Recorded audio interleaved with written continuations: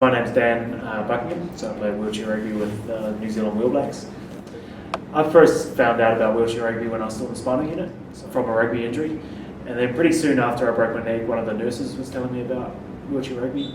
I think my first thoughts were around, I've just had this injury, I want to get over that, why would you be telling me about this sport that I just broke my neck doing like this? But while I was in the unit, I went and watched the Wheel Blacks. They were training as well for a competition. And when I actually took that step and went and watched, that's when I was blown away. Like, these guys had similar function to me or less function to me, and they were just athletes. They were flying around the court. But also off court, they're just fun guys. They're enjoying life. They'd all done a lot of travelling. They'd all done things that I wanted to do. They all had hot girlfriends. It was all that stuff. Wheelchair rugby, I think to get into it so early on in life, straight, while I was still in rehab.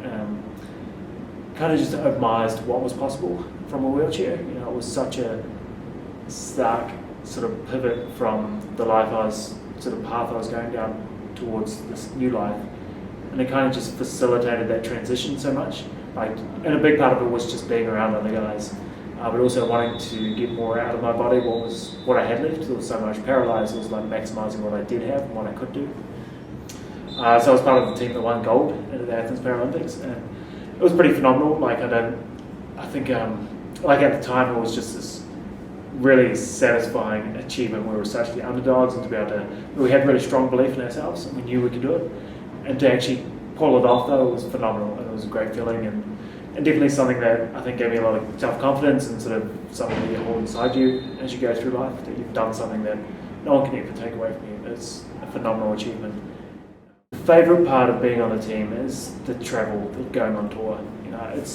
It's pretty hard at times when you're in the middle of winter and you're having to train every day, and you just have to grind it out sometimes, and you've got to make yourself do it because there's teammates relying on you and your family time. Probably the hardest one for me is balancing training and work time, and the social life takes a bit of a dive because of that. Friends and family do seem to take a back seat at times, and that's something I really struggle with. So. To be honest, I think the end is pretty near for me in terms of wheelchair rugby career, and it's more because I want to have more time to be close to my parents who are getting older, try and hold down a relationship, and do other things like travel with our 11 guys. Well, I would recommend wheelchair rugby. I think it's not just the sport; it's the community around the world.